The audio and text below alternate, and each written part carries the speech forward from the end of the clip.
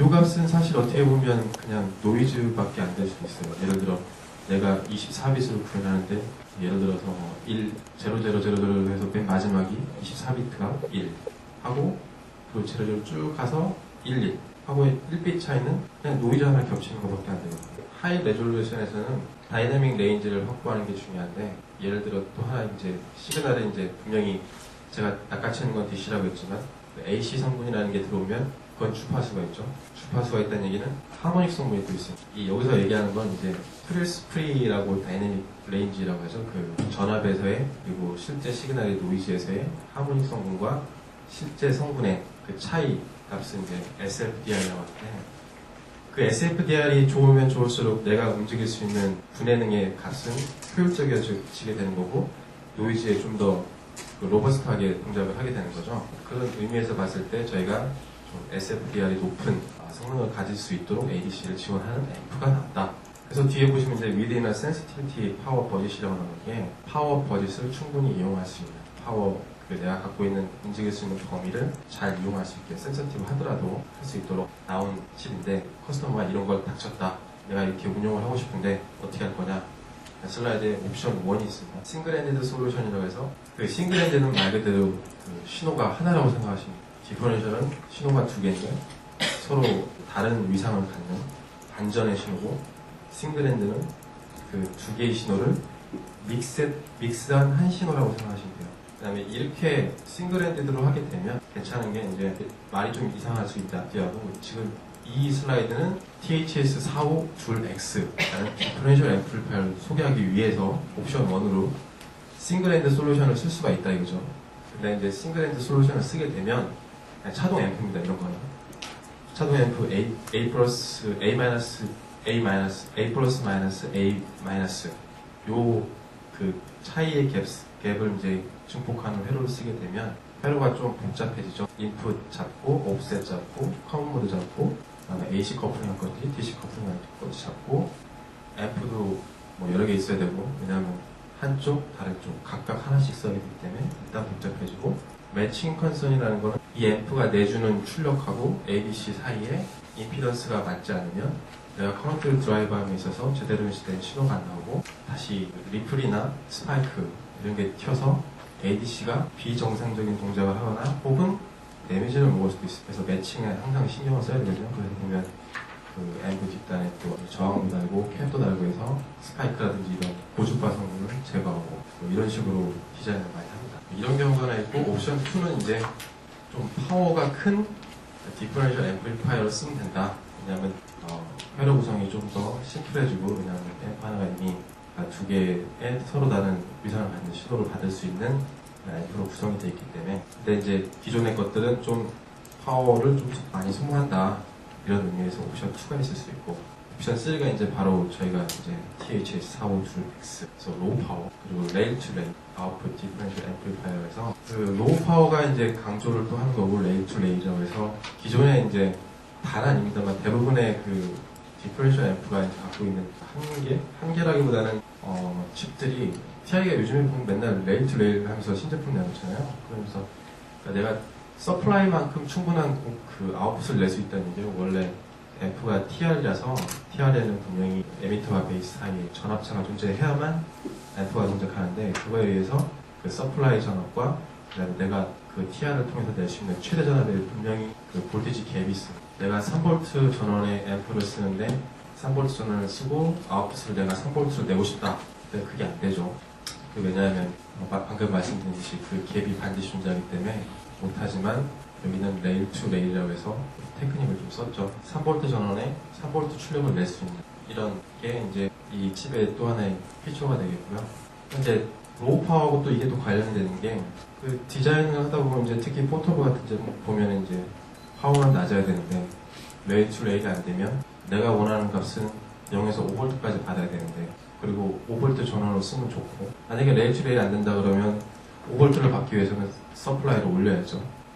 6이나 7 이렇게 그러면 다시 또 파워 컨섬션이 늘어나게 되는 거죠. 그 때문에 또 맞지 않습니다. 실제 내가 디자인하고자 하는 퍼블리케이션은 그래서 이제 저희 칩이 이렇게 왼쪽에 작은 주파수 밴드위스에 하이 파워부터 로우 파워까지 칩이 쭉 나와 있죠. 그래서 빨간색은 이제 33V까지 되는 하이 파워용 로우 프리퀀시용 앰프. 주로 이제 아까 말씀드린 대로 델타 시그마나 사 컨버터하고 궁합이 잘 맞는 칩입니다. 그리고 그 중간에 이제 회색으로 된 TH4521, 24. 요 경우가 이제 새로 나온 칩인데 지금 밴드위스 가로 X축이죠. X축을 보면 중간에 1000이라고 쓴 건 이제 1000메가니까 1기가죠. 1기가까지는 아니지만 이 칩은 지금 200메가대여까지 밴드위스를 갖는 칩입니다. 그 정도로 커버하면 뒷단에 이제 델타 시그마 AD 컨버터가 갖는 주파수가 보통 수 메가에서 수십 메가를 주고 델타 시그마 컨버터는 보통 오버세트링을 하죠. 그러면 더블 돼서 보통 한 100메가. 그러면 100메가 시그널을 커버할 수 있으려면 앞단 앰프는 맥시멈 100메가라고 치면 한 200 정도를 커버할 수 있는 앰프가 있어야 되고 그에 맞게 저희 칩에서는 한 200, 240 정도인가 이 정도 밴드위스를 갖는 칩을 이번에 출시하게 되었습니다. 그리고 기존 앰프보다 좀 낮죠. 전압도. 그리고 회색은 5V를 서플라이로 지원하는 칩입니다. 그 뒤로 이제 더 하이 밴드위스의 그 인풋 볼티지 노이즈가 또 나는데요. 그 Y축이 인풋 볼티지 노이즈죠. 나노볼트 퍼 루트 H라는 값은 앰프를 인풋에 아무것도 눌리지 않고 그냥 켜놨다. 근데 아웃풋에 뭐가 나오더라. 그 값이 나노볼트 수준으로 표현이 됩니다. 이 정도의 저자분 그 앰프라는 거고, 저자분이라는 얘기는 결국 그 ADC를 구동하기에 좋다는 얘기겠죠. 자동이 적으니까. 4521, 2224 ADC 드라이브를 위한 앰프를 내놨습니다. 큐인슨트 커런트라고 그러는데 이제 숏서킷을 만들어 놓고 이 앰프를 전원만 넣었을 때 흐르는 전압, 그 전류가 1.14mA 그리고 법 채널입니다. 한 채널 앰프 같은 경우에 1.14mA를 소모를 하는 거고 이 값은 경쟁사 대비 굉장히 낮은 값이죠. 뒤에 나올 겁니다. 파워다운 모드, 이제 셧다운 모드죠. 그 앰프를 셧다운 시켰을 때 전압은 들어가고 셧다운 시켰을 때 그때는 한 20 마이크로 암페어 정도밖에 소모를 안 합니다. 밴드위스 같은 경우 이제 기존 대비 한 30%를 늘렸다고. 밴드위스라는 건 이제 아시겠지만 그 시그널이 아까도 계속 말씀드렸는데 이 앰프가 커버할 수 있는, 그러니까 시그널에 왜곡이 없이 잘라먹거나 혹은 뭐 왜곡이 생겨서 지터가 생기거나 이런 거 없이 그 들어오는 신호를 그대로 그에 맞게 약간의 타이밍 딜레이만 두고 쫓아갈 수 있는 그런 그 주파수의 배역을 얘기하는 거죠. 그거를 늘렸기 때문에 좀 더 하이스피드 시그널 쪽에 쓸 수 있다라는 거고 145MHz를 지원하고 이건 이 게인이 있을 때 얘기 같아요. 원래는 200 얼마인데 490V 마이크로 세컨드 슬루레이시라는데 이거 슬루레이스는 이제 아까 밴드위스 얘기한 거에 조금 같이 연동이 되는데 그 시그널이 어떤 기울기를 가진 주파 성분이 들어왔을 때 앰프라는 놈이 얼마나 그 시그널을 빨리 쫓아갈 수 있느냐 쉽게 얘기하면 기울기입니다. 기울기. 영어 그대로 기울기. 그래서 마이크로 세컨드 단위 동안 내가 최대로 490V까지 끌어올릴 수 있다. 1 마이크로 세컨드 동안. 이렇게 이해를 하시면 되고요. 그리고 다이내믹 레인지 센시티비티를 44%를 올렸고 그 다음에 아까 말씀드린 노이즈 레벨, 볼티지 노이즈 레벨이 4.6 나노볼트 퍼 루트 H로 상당히 개선된 결과죠. 대부분은 뭐 10단위로 하는 경우도 있고 8 이렇게 하고 경우도 있습니다. 여태까지 말씀드린 것과 똑같이 사르하고 그 델타 시그마 컨버터하고 충분히 드라이브 할 수 있는 앰프라는 거고 어떻게? 여태까지 이제 말씀드린 하이 밴드위스하고 그 다음에 레일 투 레일 아웃풋을 이용해서 할 수 있다는 얘기. 그 다음번 얘기는 커먼 모드 컨트롤이라고 하는데 이제 커먼 모드 아웃풋 쪽에 커먼 모드라 하면 이제 서로 같은 말 그대로 같은 신호의 레벨인데요. 그 신호가 기준점을 잡고 움직일 수 있는 그 레퍼런스를 얘기해요. 근데 이 칩 같은 경우가 이제 외부에서 아웃풋 커먼 모드 값을 주면 그거에 맞게 동작할 수 있게끔 되어 있습니다. 그래서 인풋을 받는 핀이 따로 있어요. 그래서 쓸 수 있고 그 다음에 네거티브 레일 인풋이라고 하는 거는 실질적으로 이 칩은 뭐 플러스 마이너스 싱글 서플라이 혹은 뭐 듀얼 서플라이 둘 다 지원이 되지만 값이 5V밖에 안 되기 때문에 듀얼 서플라이 쓰면 양쪽에 2.5, 2.5밖에 못 쓰는데 어쨌거나 5V를 쓴다고 가정했을 때 이 칩 같은 경우 특이한 경우가 0.1V의 커먼 모드를 가질 수가 있어요. 네거티브 레일에 0.1V 커먼 모드를 갖고 거기까지 가더라도 괜찮다는 얘기죠. 사실 그라운드하고 서플라이들도 맞음에도 불구하고 마이너스 0.1까지는 신호를 받을 수 있다 라고 생각하시고, 그리고 또 DC 커플링이라는 얘기는 이제 앰프라는 놈이 내가 5V면 아까 말씀드렸지만 신호가 스윙하는 레벨은 5V 안에서만 움직여야 이게 신호가 왜곡 세츄레이션이 없이, 또 개인이 있으면 또 마찬가지로 또 세츄레이션이 없이 증폭을 하거나 드라이브를 할 수가 있는데, 얘 같은 경우가 마이너스 0.1에서 아까 말씀드린 4.6V까지가 이제 커먼 모드를 지원하는 값이에요. 다른 이제 모 회사의 제품을 보면 이제 1V에서 뭐 3V 혹은 4V, 이 말은 이제 그 값이 인풋 시그널이 그 이하로 내려가게 되면 결국에는 AC 커플링을 써야 된다는 얘기거든요. 그 말은 이제 내가 0에서 4, 5라는 그 서플라이 레인지 이만큼 동적 범위를 가지는 앰프를 만들었을 때 들어오는 시그널이 그 센터를 2.5V를 기준으로 스윙을 해야만 내가 세츄레이션 없이 구동을 시킬 수 있다라는 얘기예요. 그러니까 2.5에 내가 스윙을 1V로 위아래로 간다. 개인이 2다. 그러면 출력은 2.5 기준에 플러스 4.5 그리고 마이너스가 아니죠. 4.5 그 다음에 2를 빼야 되죠. 0.5 0.5에 4.5까지 움직일 수 있는 거예요. 근데 이거 더 이상은 못 켜는 거죠. 개인이 더 커져버리면 세츄레이션이 생기니까. 항상 그 뒤에도 그림이 나옵니다만 이제 센터에 맞추려고 하는 노력들이 필요한 거죠. 얘 같은 경우는 그게 필요 없이 그냥 DC 그냥 들어와도 앞으로 커먼 모드 컨트롤도 되고 그 다음에 네거티브 레일까지 받을 수 있기 때문에 문제가 없다라는 얘기를 표현한 겁니다. 마지막 줄에 있는 싱글 듀얼, 이거는 저희가 제공하는 패키지 스타일이고요. 파워 컨섬션에 대한 얘기를 하고 있는데 이제 저희가 티피컬리 저희가 1.15 mA, 아까 전장에서 1.14 mA가 나왔지만 보통 이 정도 채널당 소모를 하게 되고요. 퀴엔젠트 컬입니다.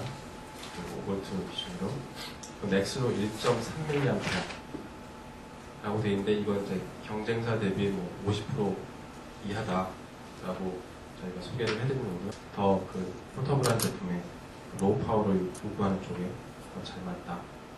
그럼에도 불구하고 하이 레졸루션의 ADC를 드라이브할 수 있다. 그리고 파워 다운일 때 20 마이크로 암페어, 5V, 5% 정도 작다.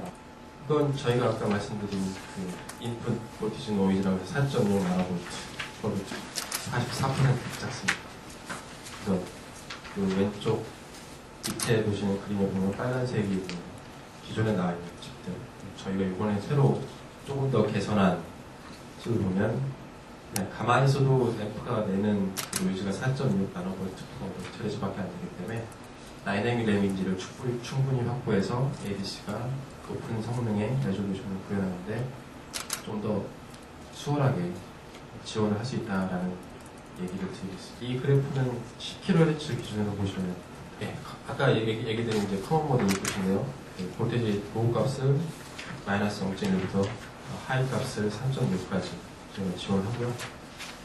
제가 아까 말씀드린 이제 그게 설명으로 나와 있는 거예요. 오른쪽에는 이제 기존의 것들이 인풋 커먼 모드가 마이너스 0.1까지 지원이 안 될 경우에 항상 서플라이의 미들에 그 위치를 시키기 위해서 신호를, 그래서 보면 이제 빨간색 쳐 있는 동그라미 쳐 있는 그 저항들이 필요한 거죠. 그래서 센터로 끌어올리거나 어떤 일정 값 이상으로 끌어올리려는 그 디자인 노력이 필요해요. 저희 같은 경우 4521 같은 경우는 이게 따로 없어도 괜찮다라는 얘기입니다.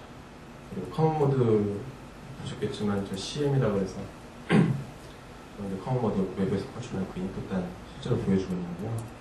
그래서 컴퓨테이션이 듀얼 서플라이를 쓰거나 혹은 프로브 레지스터를 써야 되는 반면에 저희 같은 경우는 없어도 된다 라고 이해를 하시면 되겠습니다. 이 부분은 이제 요 THS 452X 시리즈를 내놓으면서 몇 다리로 발티를 갖고 있는 현재 SA 컨버터나 델타 시그마 컨버터, 저희도 파이프라인도 있고 플래시 구조도 다 있습니다. 네.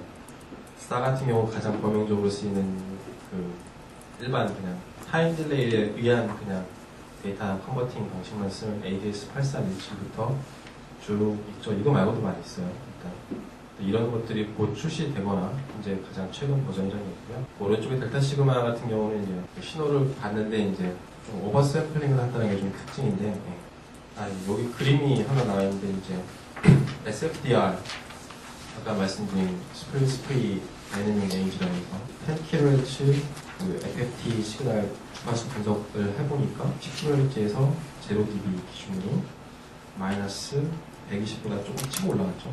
그러니까 이 노이즈 레벨 기준 그 제로 신호 레벨 기준 제로에서 세컨 하모닉이죠. 10kHz니까 두 번째 20kHz 하모닉 성분이 가장 많은 그 세컨 하모닉에 올라오는 값이 보시면 지금 한 120보다 조금 더 올라가서 돼 있는데 요 신호만큼 이제 이 갭만큼 다이내믹 레인지를 확보할 수 있다는 얘기예요. 그래서 저희가 110dB 정도의 SFDR을 제공한다는 걸 실제 이제 저희가 FFT를 통해서 보여드리는 점. 왼쪽은 그냥 심플한 예제고요. 디퍼런셜 앰플 때문에 각각 단에 다 피드백 그 회로가 구성이 되어 있죠. 그래서 여기 위에 없었습니다만 싱글 핸드드로 할 때보다 좀 편하다. 싱글하고 듀얼하고 쿼드 1, 2, 2 채널 저희가 출시를 했죠. 그래서 말씀드린 거 그대로 말씀드린 정리를 하면 싸하고 델타 시그마 컨버터에 적합한 솔루션이고요. 주로 이런 것들이 사용되고 있습니다. 인더스트리얼, 싸 컨버터 같은 경우는 인더스트리얼, 메디컬, 오디오 쪽에 적합하게 앞단에 프리앰프로 쓸 수 있다라는 얘기고, 아까 말씀드린 밴드위스를 늘린 거나 다이내믹 레인지 확보한 거, 확보한 솔루션 낮게 한 거, 그 내용이 두 번째 들어가 있고요.